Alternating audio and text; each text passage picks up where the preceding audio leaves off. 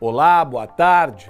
Passado uma semana das posses de Jair Bolsonaro e Eduardo Leite aqui no Rio Grande do Sul, é importante nós fazermos algumas considerações sobre esses primeiros dias, sempre lembrando que a avaliação de um governo, ela não se dá nem nos primeiros dias, nem nos primeiros meses e muito menos no primeiro ano. Uma avaliação de um governo a gente precisa fazer de uma maneira muito mais global, num período de espaço de tempo um pouco maior, né?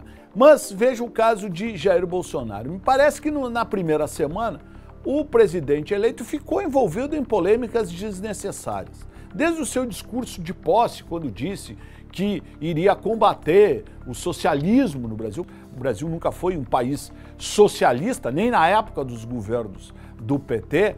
Ele, já no seu discurso de posse, ele mostrou que naquela primeira semana ele ainda estava envolvido muito nas questões envolvendo a sua própria campanha eleitoral. Existe um discurso de campanha e depois existe o discurso daquele que é o mandatário da nação. E esse governo acabou envolvido em diversas polêmicas, desde aquela questão envolvendo o azul e rosa da ministra dos Direitos Humanos, também envolvido em algumas discussões econômicas, com o Jair Bolsonaro anunciando algumas medidas que depois foram desmentidas pelos seus assessores. Acho que o final de semana serviu para acalmar os ânimos, né, para o pessoal do governo entender que efetivamente a partir de agora eles terão 4 anos para governar. Ninguém precisa querer fazer tudo em 1 ou 2 semanas. E ontem o discurso do presidente Bolsonaro foi um discurso muito mais moderado, apontando algumas questões que ele pretende fazer durante o seu mandato, que no meu entendimento estão baseados em 2 grandes pilares. O primeiro dele, que é a questão econômica. Paulo Guedes precisa manter a estabilidade econômica conquistada no governo Temer. É fundamental isso, que nós não tenhamos inflação, que o juro continue em patamares baixos e também gerar empregos. Isso é fundamental. Feito isso, metade do problema do governo está resolvido.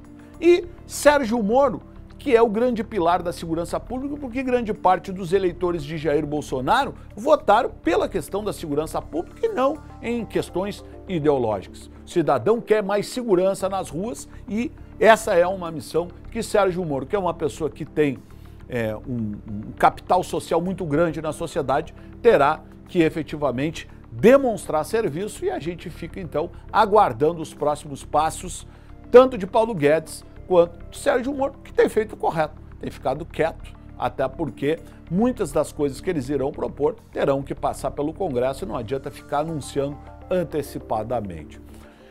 O governo Eduardo Leite me mostrou mais maturidade, ou seja, o governador assumiu, fez um discurso de pacificação, diz que existem muitas coisas boas que precisam ser mantidas, aquilo que ele entende errado ele não fez terra arrasada, não olhou para o retrovisor, não culpou os governos de José Ivo Sartori, governo do PT, governo do PMDB, e disse que quer avançar em algumas pautas do Estado. E eu acho que isso é o mais correto na gestão pública hoje em dia. Nós precisamos entender que a gente precisa avançar e melhorar avançando e não fazer terra arrasada, não dizendo que está tudo errado e começar tudo de novo. Até porque nós vamos ter um custo muito grande todas as vezes que nós precisamos fazer isso.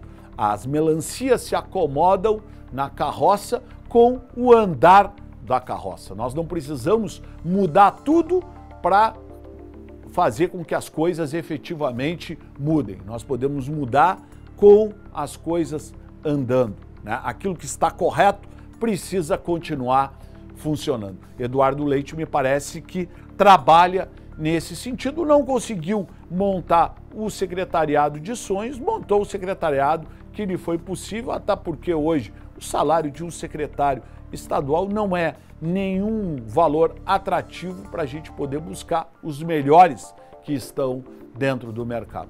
Vamos apostar, eu sempre digo que a gente está dentro de um avião, né? E o piloto desse avião no estado do Rio Grande do Sul é Eduardo Leite, no Brasil é Jair Bolsonaro. Não tem paraquedas para todo mundo, então a gente tem que torcer que esse voo seja tranquilo e a gente aterrize daqui a 4 anos tranquilo e muito melhor do que no momento da nossa decolagem. Um feliz 2019 para todos vocês. e desejo que neste ano vindouro nós tenhamos um ano de muito mais tranquilidade. Falei, assino embaixo.